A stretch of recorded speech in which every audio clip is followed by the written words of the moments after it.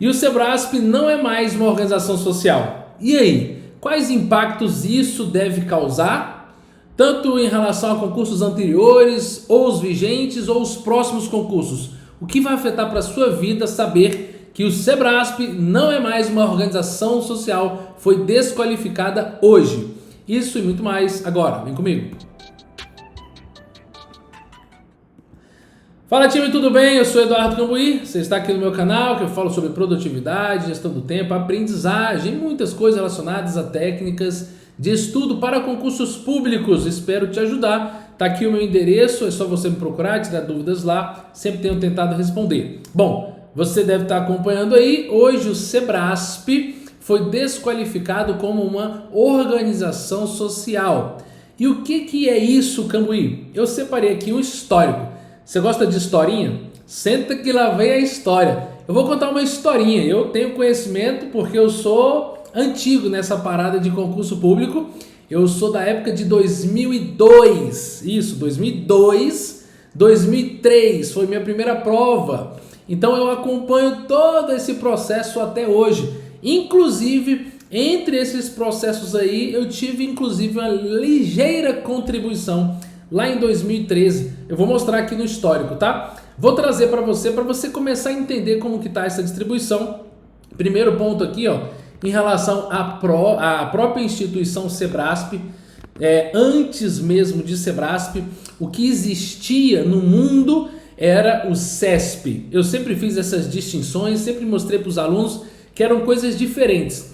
O CESP, que é o Centro de Seleção e de Promoção de Eventos, era um departamento, era uma unidade, uma repartição lá dentro da UNB, lá dentro da Fundação Universitária de Brasília. E por meio desse CESP, eles realizavam as provas de concursos e vestibulares na época. Ocorre que, logo depois, a gente teve aí em 98 uma legislação, que é a Lei 9637, que dá para as associações civis, as empresas que são constituídas, pessoas jurídicas de direito privado, a possibilidade de receberem um carimbo, de receberem um título de organização social. E, consequentemente, esse título, esse carimbo de organização social, dá direito a elas se tornarem um status ao lado do Estado. Ou seja, elas são consideradas paraestatais. Ao lado do Estado elas ficam posicionadas. E, consequentemente, ela tem benefícios com isso. Entre os benefícios, olha só, no artigo 12, por exemplo, essas organizações sociais, elas poderão ser destinadas, os recursos orçamentários destinados e com os bens públicos também, né, time? E ao cumprimento do contrato de gestão que é estabelecido entre o poder público e essas instituições. Então, tanto as questões orçamentárias como bens públicos, que é o que de fato aconteceu, o CESP praticamente utilizou as mesmas dependências e localidades que antes o CESP utilizava. Vai ser assegurada a esses OS os créditos previstos orçamentários, respectivas liberações financeiras, de acordo com o cronograma de desembolso. Também poderá ser incluídos créditos destinados a custeio do contrato, parcelas de recursos para compensar desligamento de servidor cedido, desde que haja justificativa expressa pela necessidade da OS, e os bens de que trata serão destinados a organizações sociais, dispensada a licitação mediante permissão de uso.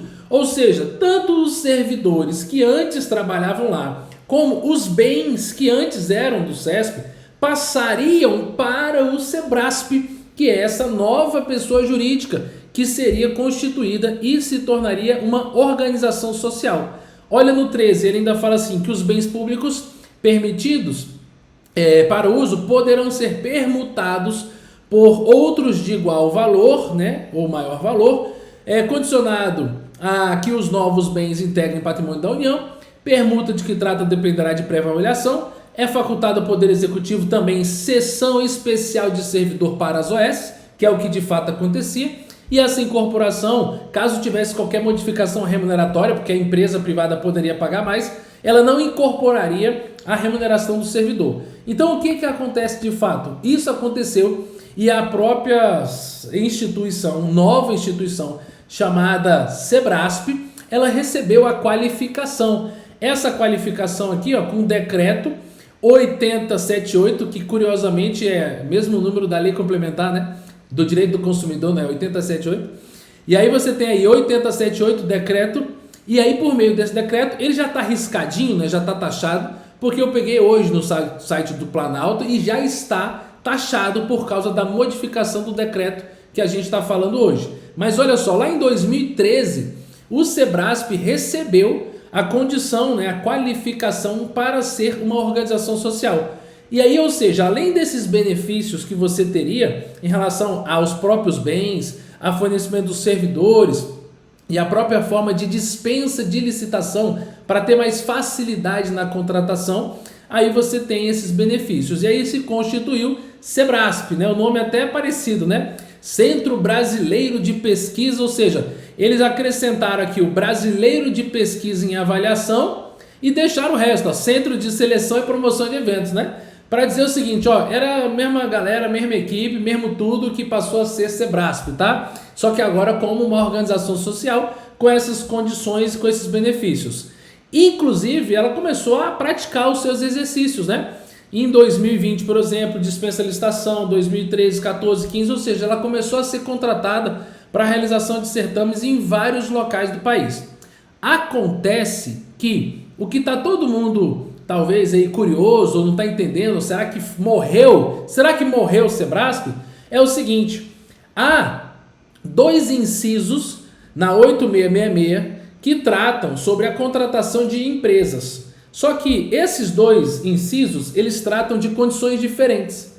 Olha só o inciso que o Sebrasp era contratado até então e vai continuar sendo contratado. Se você pegar aqui, ó, artigo 24, inciso 13 da Lei 8666.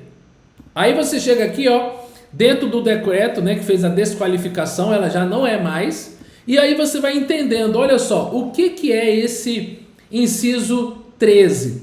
Na contratação de instituição brasileira incumbida regimental ou estruturalmente de pesquisa, do ensino ou desenvolvimento institucional, ou instituição dedicada à recuperação social do preso, desde que contratado inquestionável reputação técnico-profissional, não tenha fins lucrativos, ou seja, o inciso pelo qual o Sebrasp era contratado e é contratado e vai continuar sendo contratado é exatamente esse, o 2413.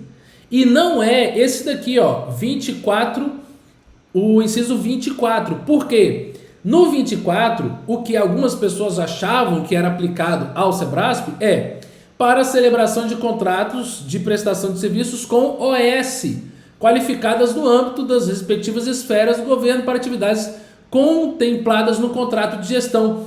Pela lógica, ele seria contratado por isso. Só que o Sebrasp, desde lá de trás, já sabendo talvez que ficaria muito vinculado a esse tipo de contratação, ele não fazia as fundamentações, as justificativas, atestados de capacidades técnicas e etc, etc, por meio do 24, inciso 24, mas sim por meio do 24, inciso 13. Ou seja, time, o que eu quero te dizer é o seguinte, deixa eu voltar aqui a tela, é que, em termos práticos, nada vai mudar para a sua vida de estudante. Sebrasp vai continuar sendo contratado com base no contrato, no inciso 24 do artigo 24, dispensa de licitação, continua normalmente porque ali ele está sendo contratado como uma instituição de amparo, não lucrativa, pesquisa, apoio, então é outro tipo de fundamentação.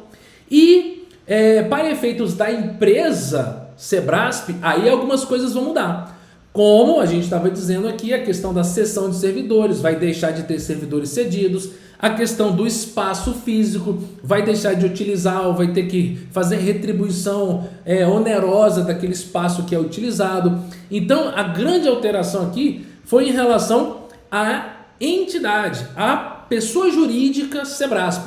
Mas em relação às contratações, em relação aos exames, aos certames, aos alunos, tanto em relação às provas anteriores, às vigentes e às próximas, nenhuma probabilidade de alteração, desde que, claro, a condição da contratação continue sendo nesse inciso, sem alteração, sem modificação, tudo bem? Espero ter ajudado você, feito esse esclarecimento. Qualquer dúvida, eu estou à disposição. Desde já, deixo aqui o meu grande abraço. Desejo para você um bom estudo para essa jornada. Conte sempre comigo. Vamos juntos. Tchau, tchau.